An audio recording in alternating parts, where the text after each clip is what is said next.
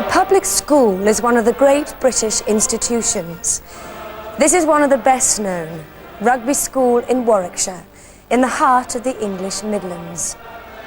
Rugby School was founded in 1567 and aims to provide its pupils with the highest standard of education. We call them independent schools now because they're not public at all, they're actually private. But it's a fee-paying school and one which provides a whole range of facilities for boys and girls. What age do the pupils start here? Here it's at 11, but only 2 small classes for day pupils at 11 and 12. The main entry is at 13. And where do they come from? From all over Britain, and certainly quite a few from abroad. About 11% come from overseas. So how many days a week do you have school? 6 days. We have a full day on Monday. We have half day on Tuesday, full day Wednesday, half day Thursday, full day Friday, and then half a day on Saturday. And then Sunday's free time. We have chapel in the morning, but that's about it.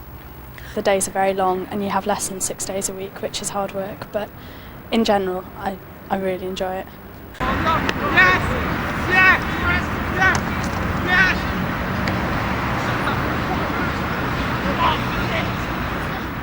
The school gave its name to this, rugby football. The game was invented here. During a game of football in 1823, a pupil called William Webb Ellis ran with the ball instead of kicking it. Such initiative is encouraged in pupils today.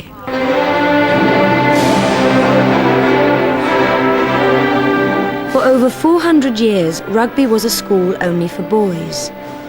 In 1976, rugby opened its doors to girls, but only in the 6th form. 1993 saw a big change, with girls joining throughout the school. Now, 210 of the school's 710 pupils are girls. Do you feel that you get enough free time? Yes, I think that a good thing about being at the school is you can decide how much you do. They do have the facilities, but you don't have to use them. So you can decide what you do and how much free time you have. I think if we were given more free time, we'd find out that we were pretty bored if we were given too much. So I think we do have enough free time, yes. Does the school only aim for academic excellence? Not at all. That's at the centre of what one does, and I think for a member of the teaching staff, the most important thing is to get the teaching right, and everything else stems from that. But being a boarding school, we're trying to do a huge number of other things. And ironically, the universities now tend to look more at the academic side of things, but the next stage, employment, thank goodness, goes back to the other qualities of all-round excellence, of being able to do several things, of being able to see things through and plan things through to the end, leadership, teamwork, all that kind of thing.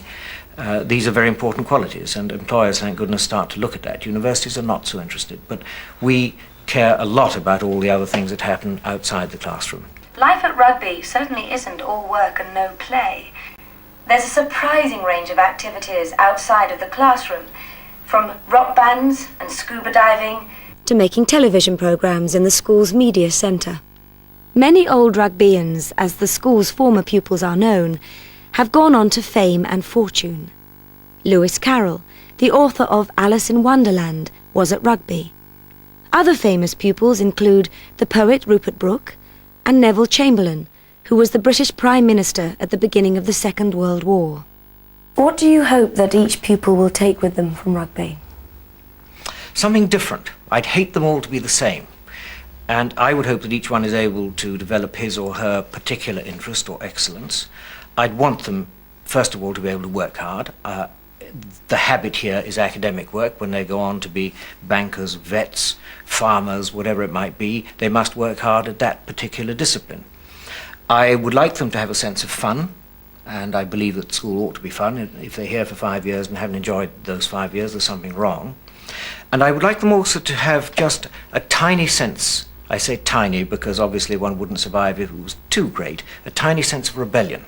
I don't think they ought to take things for granted, and they ought to be able to say, well, why are we doing things this way? Isn't there a better way of doing it? And can't we make the world a better place somehow?